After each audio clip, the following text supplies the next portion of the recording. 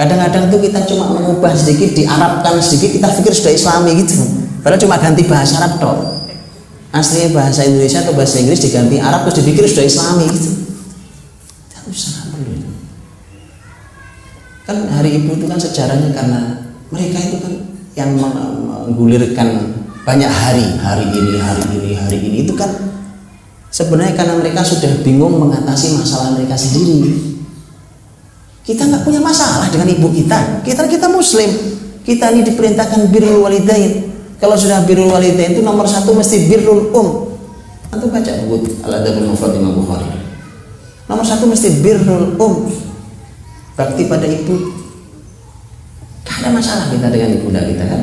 Masya Allah, kita seorang Muslim yang taat dan berbakti pada ibunda kita.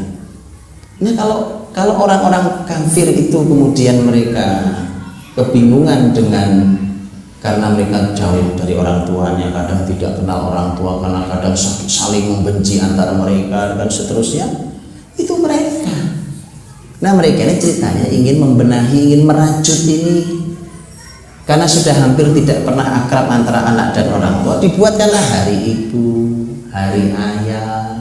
Gak perlu kita bakti setiap hari pada ibu dan ayah kita.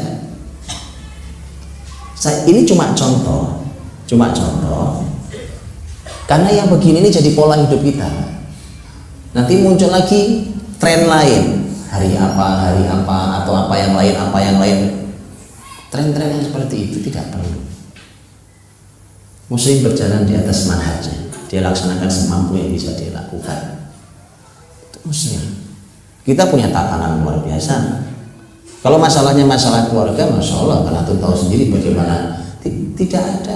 Tidak ada agama manapun yang punya bab birrul walidain. Tunjukkan tentang bagaimana detailnya birrul walidain. Umpamanya ketika seorang sahabat bertanya ke Nabi SAW tentang apakah orang tua saya sudah meninggal, apakah masih ada kewajiban saya birrul walidain, kata Nabi ya. Coba birrul walidain itu panjang, sampai orang tua sudah meninggal aja masih ada babnya. Bisa dapat birrul walidain. Nabi suruh kita nyambung, diantaranya adalah nyambung teman-teman beliau, nyambung kerabat beliau yang dulu beliau yang nyambungkan. Kadang-kadang itu kan anak-anak kehilangan ini Pak, kehilangan nasab keluarga. Kan ayah kita, ibu kita masih suka menjaga hubungan dengan kakaknya, adiknya, ponakannya apa. Itu birrul walidain itu kata Nabi tugasnya menyambung yang dulu beliau yang pernah menyambungnya. Bahkan dengan teman-teman akrab beliau, kan beliau punya teman-teman akrab tuh, disambung. Itu tugas Nabi SAW. Tugas Nabi SAW. Coba antum cari di mana ada konsep begitu di bangsa, di agama lain. Karena kita tidak perlu itu. Dia tidak perlu. Nah ini jadikan ini sebagai satu pola dalam hidup kita. Kita tidak akan terombang-ambing oleh berbagai macam tren, karena akan bermunculan terus yang begitu. Umpamanya hari apa tuh? Hari anti tembakau, hari itu, ya kan? Sehari tanpa tembakau itu, ya. Itu kan faktornya gara-gara ngerokok Pak. Kalau antum nggak ngerokok kan nggak perlu hari itu. Terus saya. Jadi dia yang buat masalah, begitu punya masalah bingung, kemudian mencoba mengatasinya dengan pola itu. Dan itu memang gayanya gaya deklarasi, dideklarasikan ayo bersama-sama hari apa tadi, macam-macam itu. Muslimin, masya Allah berjalan di atas konsepnya. Akhirnya efeknya buruk loh, pola ini buruk efeknya.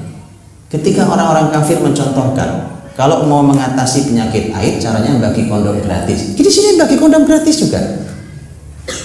Innalillahi wa inna ilaihi raji'un. Ini negeri Muslim Pak, ya, negeri Muslim nih. Kalau negeri kafir bagi kondom, negeri Muslim. Begitu loh yang bagi orang pinter-pinter. Ya, itu karena kita terbiasa dengan pola yang apa adanya itu ditelan, wah ini kelihatannya canggih keren. Nih. Atau bayangin loh sampai buat ATM kondom, tahu kan tuh ya ATM kondom? Pernah tahu kan? Gak pernah tahu. Alhamdulillah aku gak tahu. ATM kalau kita uang kayak uang itu kayak mana?